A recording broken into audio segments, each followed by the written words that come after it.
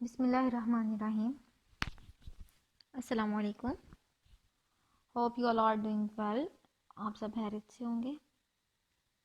तो स्टूडेंट्स, जैसे कि आपको पता है हमने चैप्टर नंबर 9 स्टार्ट किया हुआ है, जिसमें हमने स्प्रेडशीट टॉपिक जो है उसको पढ़ा। स्प्रेडशीट सॉफ्टवेयर के बारे में एक्चुअली में हम स्टडी कर रहे हैं। ठीक है, तो बेसिकली हम काफ़ी वीडियोस में स्प्रेडशीट के बारे में पढ़ चुके हैं। स्प्रेडशीट क्या होते हैं, स्प्रेडशीट सॉफ्टवेयर क्या होते हैं, उसके अंदर डाटा कैसे एंटर करते हैं, उसके इंटरफेस के फीचर्स क्या होते हैं, टाइप ऑफ डाटा किस किस तरह का हम एंटर कर सकते हैं, एंड सो ऑन। ठीक है, अब हम लोगों ने जो बेसिक चीज़ें उसके बारे में डिटेल्स से देखनी है। तो आज की जो टॉपिक है हम उसे स्टार्ट करते हैं। हमारा जो टॉपिक है आज का, उसमें है कि हर वर्कशीट में जो सेल है उसका कोई ना कोई रेफरेंस नंबर होता है। ठीक है, रेफरेंस नंबर या जिसे हम एड्रेस कह लेते हैं, एड्रेस ऑफ सेल। ठीक है, सेल नंबर, एड्रेस नंबर। ठीक है, तो जो भी आप वर्कशीट यूज़ करते हैं उसमें हर सेल का अपना एक नंबर होता है, हर सेल का एक रेफरेंस नंबर है। ठीक है, तो हमें देखना है कि हर सेल का जो अपना रेफरेंस नंबर है हम उसको किस तरह अपनी कैलकुलेशंस में यूज़ कर सकते हैं या यूज़ करते हैं। ठीक है, तो स्टार्ट करते हैं। सबसे पहले तो आपको ये तो पता है कि जो आपका सेल होता है वो रोज़ और कॉलम्स का जो इंटरेक्शन होता है उस वो जब रोज़ और कॉलम्स इंटरेक्ट करते हैं तो आपका सेल बनता है। ठीक है, अब जो सेल का नाम होता है वो उसके रोज़ और कॉलम्स जब कंबाइन करते हैं तो उसका जो नाम होता है वो डिसाइड होता है। फॉर एग्ज़ाम्पल, अगर आपके पास थर्ड रो के थर्ड कॉलम इंटरेक्ट कर रहे हैं, आपस में इंटरसेक्ट कर रहे हैं, तो थर्ड रो यानी कि 3 और थर्ड कॉलम यानी कि सी, तो C3 जो आपका सेल होगा, सी सेल का जो नाम होगा वो होगा C3। तो बेसिकली ये होता है सेल एड्रेस, एड्रेस नंबर या सेल रेफरेंस जिसे कहते हैं, या रेफरेंस नंबर कहते हैं सेल का। तो हमने देखना है कि ये हमारी कैलकुलेशंस में किस तरह यूज़ होता है। स्टार्ट करते हैं। Cell reference. Each cell in the worksheet has a reference number. Worksheet में हर सेल का एक कोई ना कोई ख़ास, कोई ना कोई रेफरेंस नंबर होता है। A cell reference in a formula refers to the contents of a referenced cell.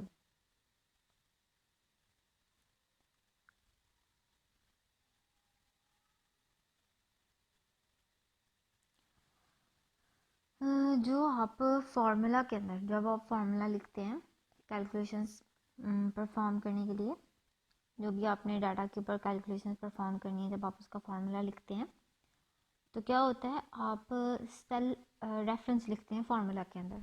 ठीक है, फॉर एग्जांपल आप चाहते हैं कि जो C3 है उसका डाटा ऐड हो C4 के अंदर।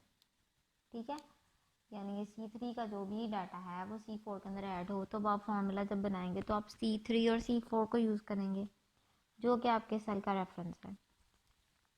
अब होता क्या है कि जब आप फार्मूला यूज़ करते हैं जो भी रेफरेंस, तो फार्मूला के अंदर आप सेल रेफरेंस को यूज़ करते हैं। ठीक है, तो cell reference in a formula, जो सेल रेफरेंस होता है फार्मूला के अंदर जो भी सेल रेफरेंस आप यूज़ करते हैं एक्चुअल में वो आप किसको यूज़ कर रहे होते हैं, रेफर्ड सेल के कंटेंट को। ठीक है, इसका मतलब अगर आपने C3 के अंदर C4 ऐड कर रहे हैं, इसका मतलब क्या कर रहे हैं, आप सेल को सेल के अंदर ऐड नहीं कर रहे, आप C3 का जो कंटेंट है उसको रेफर कर रहे हैं C3 के साथ। बात की समझ आई? फार्मूला के अंदर आप C3 के कंटेंट को रेफर कर रहे हैं। ठीक है, तो ये जो चीज़ होती है ना, क्या होता है कि जब आप फार्मूला यूज़ करते हैं तो फार्मूला में आप यूज़ करते हैं सेल रेफरेंस को, क्योंकि आपने सेल रेफरेंस की बेस पे फार्मूलाज अप्लाई करने होते हैं। जो भी उस सेल के अंदर कंटेंट होगा फिर उसने कैलकुलेट होना होता है। बेसिकली होता क्या है कि जो सेल रेफरेंस होता है फार्मूला के अंदर वो एक्चुअल में कंटेंट होता है रेफर्ड सेल का। ठीक है, जिस भी सेल को रेफरेंस के तौर पे फार्मूला के अंदर यूज़ किया गया उसके कंटेंट को एक्चुअल में हम डील कर रहे होते हैं, ठीक है। फार्मूला में एक्चुअल में वो यूज़ हो रहा होता है। It increases the flexibility of the formula. अब ये करता क्या है, ये फार्मूला की फ्लेक्सिबिलिटी को बढ़ा देता है, ठीक है। If the contents of the referred cell are changed the result of the formula is automatically changed. इसमें बेसिकली होता क्या है, जब भी आप वर्कशीट में किसी भी सेल के अंदर डाटा एंटर करते हैं, ठीक है, तो उस सेल का कोई ना कोई यूनिक नाम होता है, यूनिक रेफरेंस होता है, रेफरेंस नंबर होता है, ठीक है। अब होता ये है कि उस रेफरेंस नंबर को आप फार्मूला के अंदर यूज़ करते हैं, ठीक है। जो भी आप उस किसी भी डाटा के लिए, उस वर्कशीट के अंदर डाटा के लिए आप अप्लाई करना चाह रहे हैं फार्मूला, तो एक्चुअल में उसका उस फार्मूला के अंदर सेल का रेफरेंस नंबर या रेफरेंस सेल यूज़ होता है। अब होता ये है कि जो रेफरेंस सेल होता है, रेफरेंस सेल एक्चुअल में क्या होता है, रेफरेंस सेल का जो कंटेंट होता है, मतलब जो रेफर्ड सेल हमने किया होता है, एक्चुअल में उसके कंटेंट के ऊपर फार्मूला लग रहा होता है, ठीक है। फार्मूला के अंदर जो भी आप सेल रेफरेंस यूज़ करते हैं वो एक्चुअल में क्या होता है, जो रेफर्ड सेल होता है ना, जिसको हम फार्मूला में यूज़ करें, उसके कंटेंट एक्चुअल में हम यूज़ कर रहे थे, उसको फार्मूला रेफर कर रहा होता है, ठीक है। अब होता क्या है कि इससे जब हम लोग सेल रेफरेंस को यूज़ करते हैं ना फार्मूला के अंदर, तो आपके फार्मूला की फ्लेक्सिबिलिटी बढ़ जाती है। फार्मूला की क्या बढ़ जाती है, जब आप अपने फार्मूलाज के अंदर सेल रेफरेंस यूज़ करते हैं, सेल रेफरेंस मतलब जिस भी रेफर सेल को कर रहे हैं आप, उसका कंटेंट को आप रेफर कर रहे हैं फार्मूला के थ्रू। अब होता क्या है, इसको यूज़ करने से आपके फार्मूला की फ्लेक्सिबिलिटी बढ़ जाती है, उसकी लचक अंदर आ जाती है। और वो किस तरह कि फॉर एग्ज़ाम्पल आप उसी रेफर्ड सेल के अंदर कंटेंट्स को चेंज कर दें, ठीक है। फॉर एग्जाम्पल उसके अंदर पहले वैल्यूज थी 28, ठीक है। अब आपने क्या किया, आपने कहा नहीं जी मैंने 28 के लिए तो कैलकुलेशन नहीं थी करनी। आप क्या करते हैं, आप 28 के डाटा को अपडेट कर देते हैं या एडिट करके आप उसकी जगह लिख देते हैं 58, ठीक है। अब होगा क्या, फॉर्मूला तो आपने सेल रेफरेंस के तौर पर लगाया हुआ है जो कि उसके कंटेंट के ऊपर रेफर होगा, ठीक है। तो बेसिकली जब आप सेल रेफरेंस के ऊपर फार्मूला लगाते हैं, तो जब आप सेल रेफर्ड के अंदर कोई भी डाटा ऑलरेडी जो एग्जिस्ट कर रहा होता है उसको अगर आप चेंज करते हैं, ठीक है, आप उस डाटा को अगर चेंज करते हैं तो ऑटोमेटिकली आपके रिजल्ट्स भी चेंज हो जाएंगे, ठीक है। ऑटोमेटिकली जो फार्मूला उस सेल के ऊपर या रेफरेंस सेल के ऊपर लगा होता है वो ऑटोमेटिकली खुद भी चेंज हो जाता है। तो इस तरह ये आपको फ्लेक्सिबिलिटी प्रोवाइड करती है।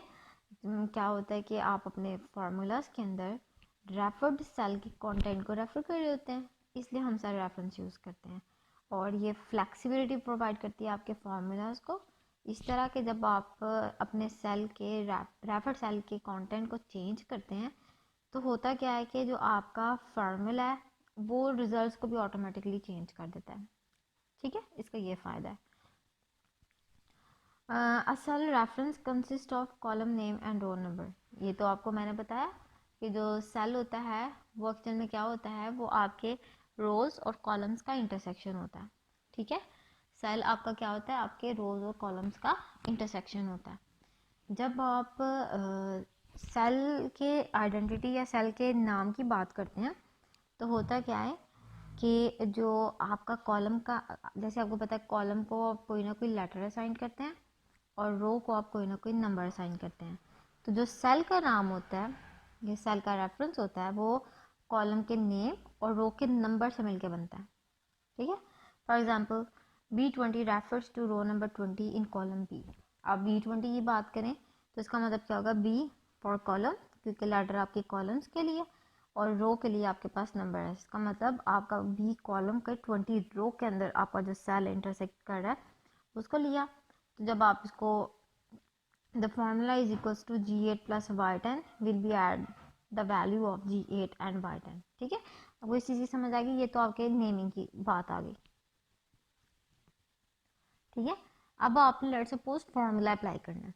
फार्मूला आप कैसे अप्लाई करेंगे, फॉर एग्जांपल आपके पास है कॉलम सेल नंबर G8 यानी G कॉलम के अंदर 8 रो के अंदर जो कंटेंट है वो ऐड होना चाहिए Y कॉलम की 10 रो के अंदर। सेल नंबर G8 का कंटेंट Y10 सेल नंबर के अंदर ऐड होना चाहिए।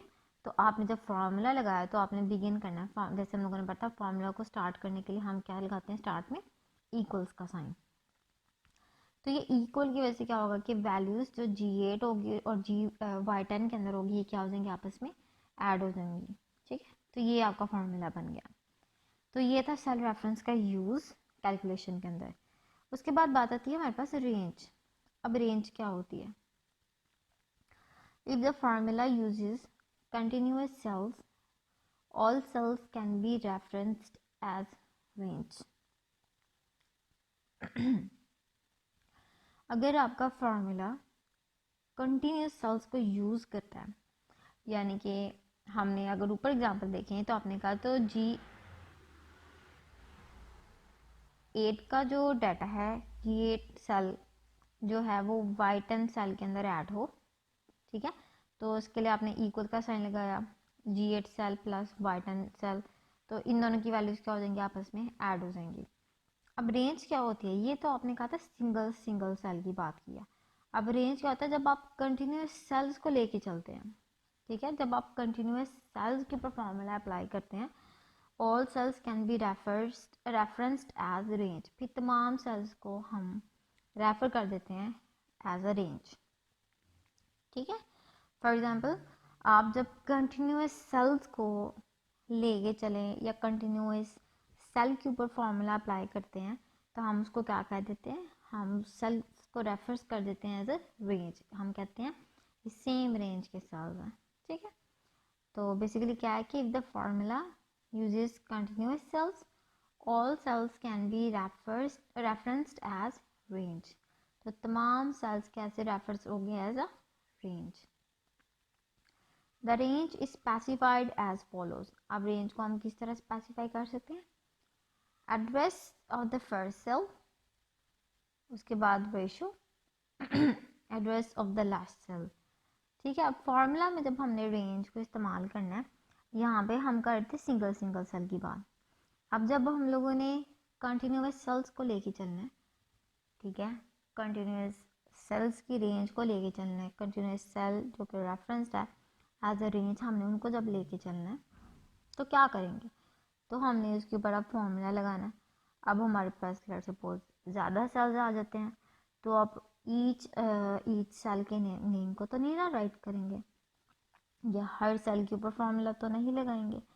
फिर आप क्या करेंगे? फिर आप करेंगे जो आपके पास address of the first cell होगा उसको रेशो किया, और address of the last cell.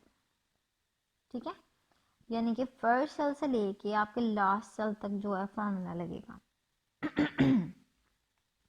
ठीक है, इसका मतलब क्या होगा कि address of the first cell, जो भी पहला सेल होगा रेंज का पहला सेल, उसको आपने सेलेक्ट करना है, और जो उस रेंज का लास्ट सेल होगा आपने उसको सेलेक्ट करना है। फॉर एग्जांपल आपके पास कुछ सेल्स हैं जो कि रेंज में चल रहे हैं, जैसे D3, E3, F3, G3। इसका मतलब इन सब की रोज क्या है? सेम है, कॉलम चेंज आ रहे हैं और कॉलम भी रेंज वाइज आते हैं, D, E, F, G। ठीक है, एक सीक्वेंस को लेके ये फॉलो कर रहे हैं। ठीक है, देखिए ना आपके पास ये है D3, E3, F3, G3। अब ये आपके पास क्या है? ये आपके पास रेंज आ रही है, सेम कॉलम्स के आपके पास क्या है? सेल है, और रोज उनकी सेम रोज की आपके पास क्या है? सेल है, और कॉलम्स उनके चेंज है, लेकिन वो भी अगर हैं तो very next to each other है। जैसे D कॉलम के बाद फौरन से E, फिर F, फिर G, मतलब ये एक लाइन में शो हो रहे हैं। अभी आपके पास आ गई रेंज। ठीक है, क्योंकि कंटिन्यूस सेल्स को आप यूज़ कर रहे हैं और एक सीरीज में आ रही है, तो जब आपने इसको रेफर करना एज अ रेंज तो आप इसको किस तरह लिखते हैं? फिर आप लिखते हैं can be referenced as D3 ratio G3। Starting cell के एड्रेस को और लास्ट सेल के एड्रेस को आपने रेशियो की फॉर्म में लिख देना, और रेशियो से पता चलेगा कि जी ये रेंज है।